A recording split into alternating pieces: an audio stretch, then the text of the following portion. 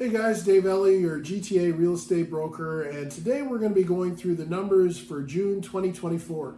We're going to take a look at the average sold price, we're going to look at the home sales and new listings right across the GTA.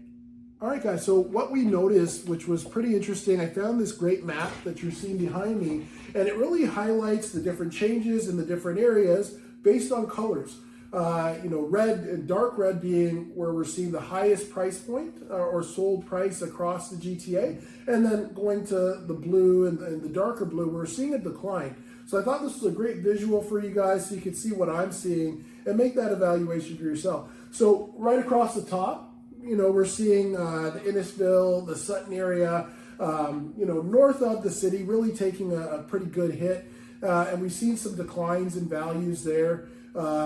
Annually as well as month over month, and we'll talk a little bit about that.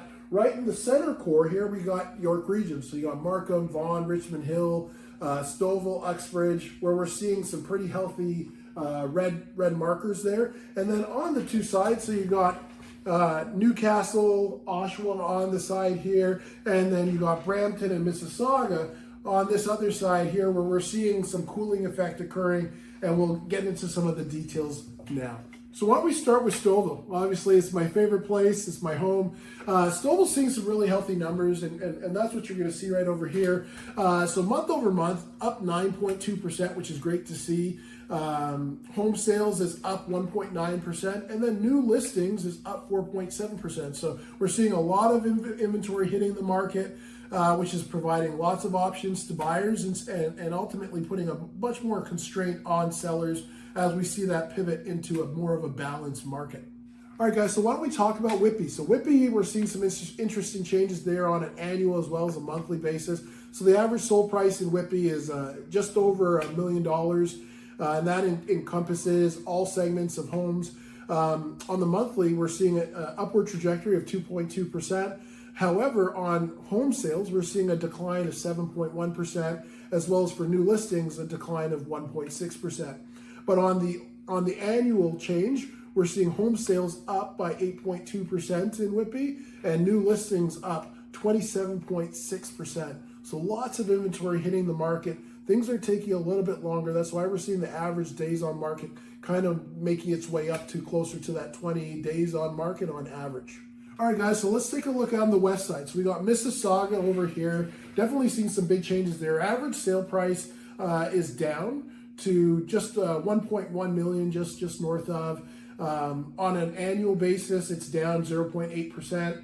Home sales are down 18.7%. So again, inventory is just not really cycling through. And then new listings are up 10.6%. When you're looking at on the monthly, it's currently the average sold price is up 0.7%. But when it comes to home sales and new listings, we're down 13.1% for home sales and 5.9% for new listings. And last but not least, let's take a look at Toronto. So Toronto's actually behaving pretty interestingly as well, where you have some segments of Toronto where we're light blue, and then we got some red hot areas as well, showing that the Toronto market is still very, very healthy, and you're seeing very strong numbers there. So let's take a look at the numbers. So average sale price is of 1.173, so pretty healthy number. That's up year over year, 1.9%. And then you have monthly change, we're down 1.63, so very minimal change there. Home sales, we're looking at just over 2,200 sales, which is actually down 17.22%. So definitely a big change there. There's a lot of homes hitting the market, but they're really not selling very quickly either. And then new listings, we have almost 7,000 new listings that hit the market in Toronto. So lots of inventory, like we said, right across the board. Still a lot of lack of confidence in the market, which is kind of forcing the market to take its time in evaluating and making decisions on what to buy and what not to buy. So again, I think these numbers speak for themselves, and I think the map is a great way to evaluate it.